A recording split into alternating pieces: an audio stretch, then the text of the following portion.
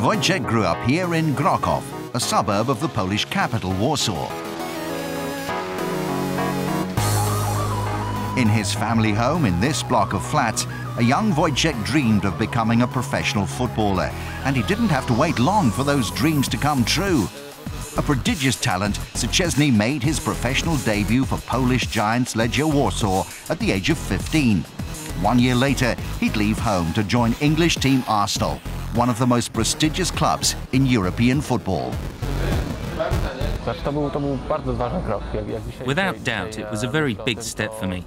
When I think about it now, it was a brave decision to make. But it was the biggest opportunity of my life, and I couldn't pass up on it. I'll be honest, I was nervous to begin with. Not in sporting terms, as I've always felt I could cope in that respect. But in terms of moving to a new country, changing my environment, and leaving behind my friends. I didn't know the language, so it was tough for me at the beginning. But you know, that was over 5 years ago now, and looking back, I can say it was easily the best decision I've ever made.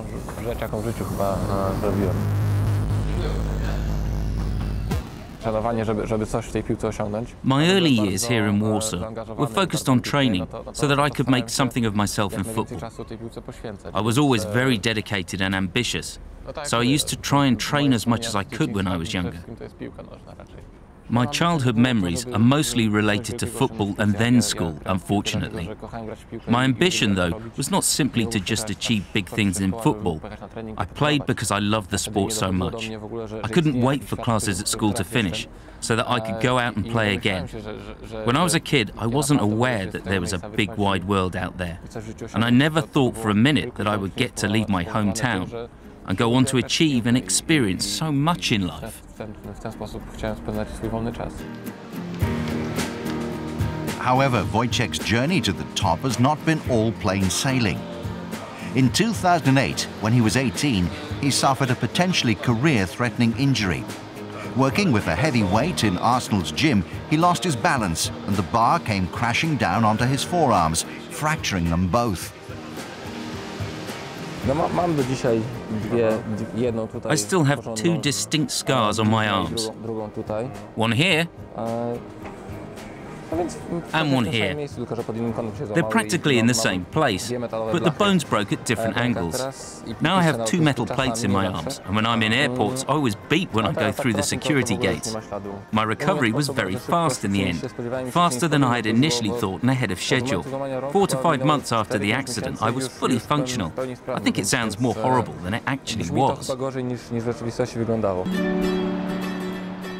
Already a Polish international, Wojciech has followed in the footsteps of his dad, Maciej.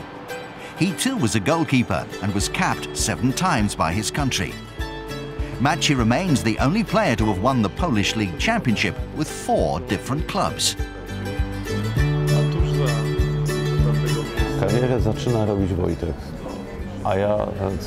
As far as similarities between me and Wojciech go, there are many, but I wouldn't dare to compare myself to him.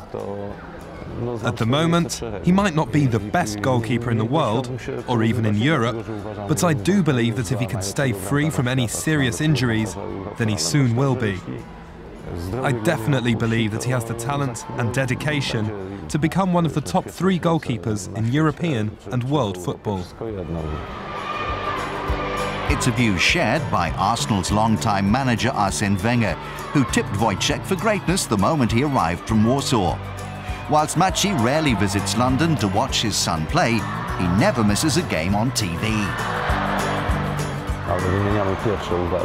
After each game, we speak on the phone and exchange views about his performance. I say my comments first, on the areas which I think are very crucial and which I noticed whilst watching the game on TV. Then after Wojciech has watched the game back, we speak again. It's usually a very long conversation and we go into lots of details and analysis.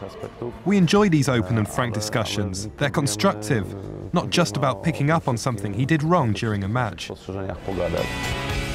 One of 7 brothers, Suarez was brought up in a poor part of Montevideo. He started playing football almost as soon as he could walk and honed his skills on the streets of the country's capital.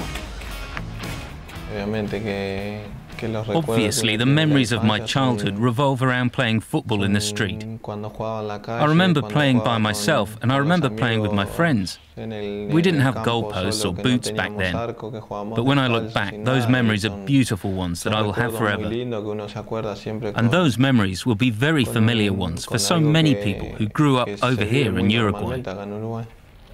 I used to play football in my school shoes. I couldn't say to my father or my mother, I want some football boots. My mother would just say, use the shoes you've got. That's all you're getting. Use the same ones that you wear for school. Those are what you have, and you've got to make do. Like children all over South America, a young Luis dreamed of stardom on the football pitch. Growing up, one person who was never far from his side was his best friend, Leonardo Illich. This is the place where Luis and I loved to play football. We'd set up goals with some stones and would play with rolled up pieces of paper. Even back then, playing with balls of paper, you could see that Luis was good and that he could play.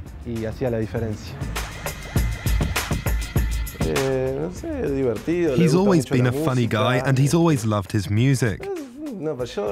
I see him still as my boyhood friend, and for me, he's just a friend. People always ask me, what's Luis like? And I say, he's just a regular, down-to-earth guy who cares for his friends and family. He values them a lot. When he was 14, Suarez joined the youth team system of Nacional, one of Uruguay's biggest clubs. The scouts at Nacional immediately identified him as a player who had the ability to go all the way in the game. I'm a Nacional fan, and I think that Nacional and Peñarol are the two biggest teams in Uruguay. And as you'd expect from a fan of Nacional, I believe that they are the best team there is. If I put my family home aside, I think Nacional was my first home. I learned everything there. They taught me so much. I'll be forever grateful to all the people at the club who helped me. Thanks to them, I've gone on to achieve more than I thought was possible.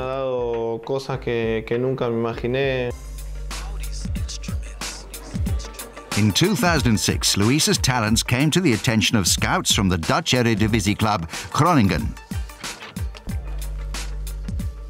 For any budding South American star, the opportunity to play in Europe is one that's not to be passed up, and Suarez had an additional motive in wanting a move to Europe. Getting transferred to Europe was what I wanted. It's an unusual story. My girlfriend, who is now my wife, had gone to live in Barcelona. We'd been apart for 2 years, but we were in love and we wanted to be together. I didn't really care where I went, I just wanted to be closer to her.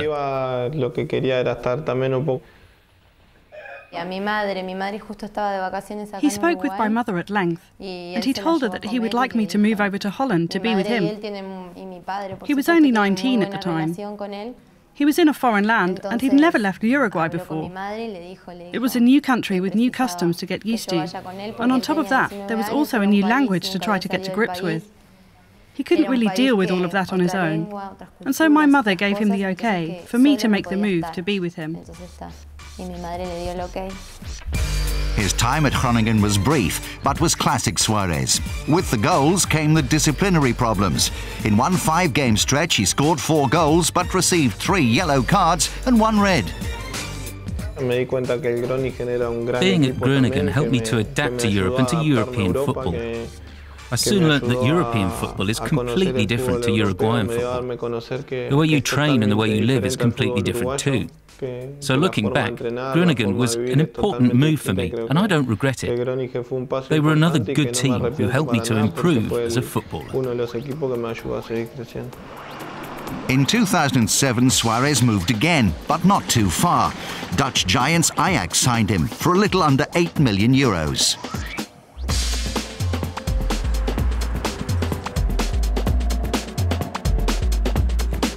The opportunity to play for the 4-time European Cup winners and the pioneers of total football was something that the Uruguayan relished. For me, Ajax are the biggest and best team in Holland.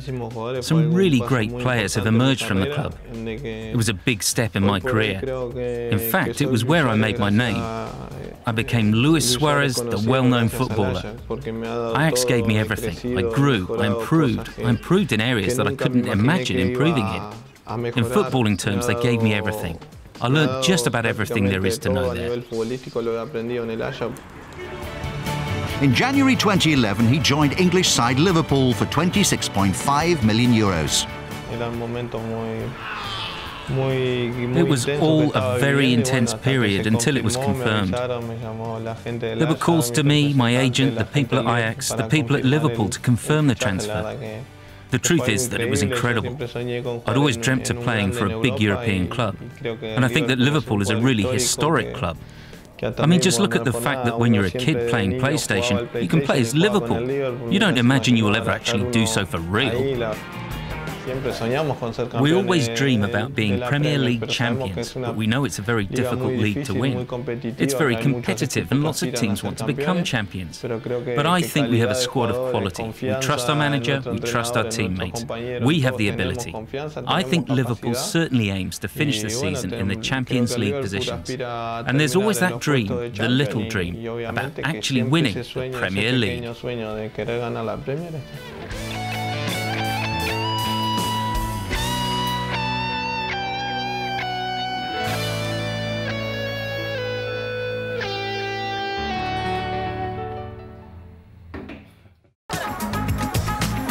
Such praise has, of course, attracted attention from some of the world's footballing powerhouses.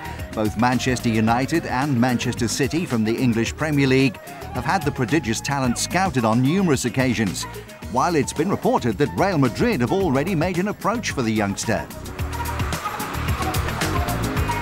To ward off any attempt to poach the player and to maximise any eventual departure, Santos included a minimum release clause of €30 million in Neymar's contract. I'm not really thinking about any foreign clubs at the moment. I'm more focused on Santos and what I can achieve here. I intend to fulfill and honour my contract with Santos, and after that, then maybe I'll go and play in Europe.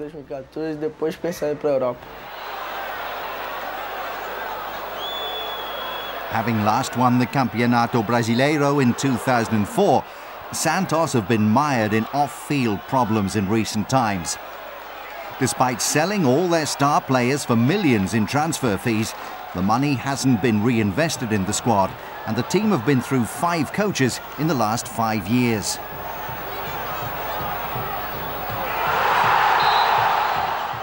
It's true that Santos is going through a difficult period at the moment, but I think we'll soon turn it around and start winning titles again. My aim is to win many things at Santos: the Copa Libertadores, the Sao Paulo Championship, the Brazilian League, and the Club World Championship. I want to win all these titles.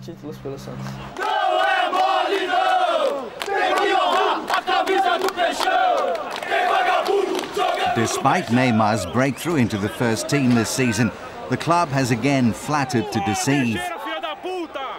Currently lying 11th in the table, the team have struggled, conceding 33 goals in 20 matches.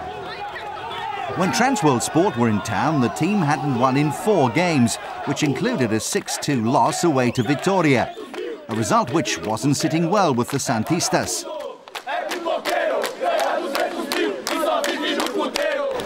6-2 against Vitória.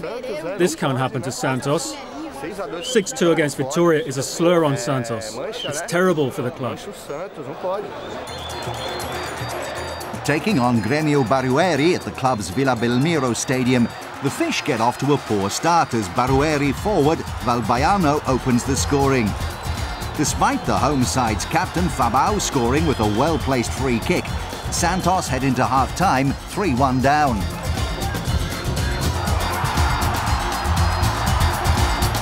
Struggling to cope with their opponents in the game, Neymar knows what Santos need of him when he's brought on during the second half.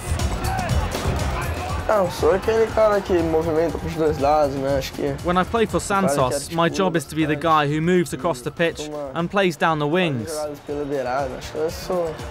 I think this is because I'm quick, and it allows me to run at our opposition, stretching the play. Following Neymar's introduction, the team grow in confidence as they look to get back into the game.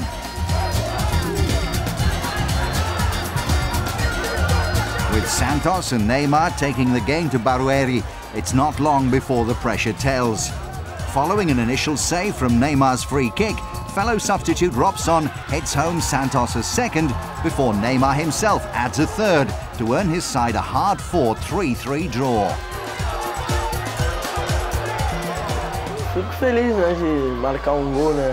I'm always happy to score goals.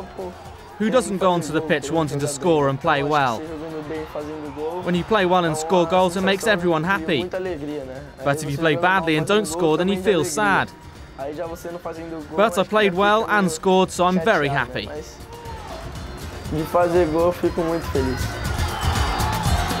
If he keeps on showing the skills that have earned him comparisons to the legend Pelé and the great Robinho, it won't be long before the rest of the world hears of Neymar.